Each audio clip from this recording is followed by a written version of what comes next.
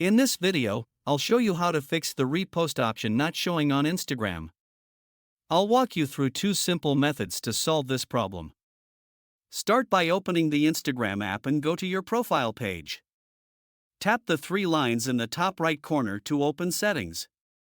Scroll down to How others can interact with you and tap on Sharing and Reuse. Make sure the option Allow people to share your posts and reels is turned on. Also ensure reposts on posts and reels is enabled. After enabling these settings, go back and check if the repost option is now visible.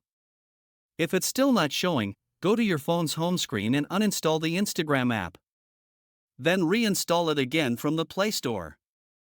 Once reinstalled, log back into your account and check again. This usually fixes any bugs and restores missing features. And that's it. You should now have the repost option back on Instagram. If this guide helped you, leave a like and subscribe for more helpful tutorials.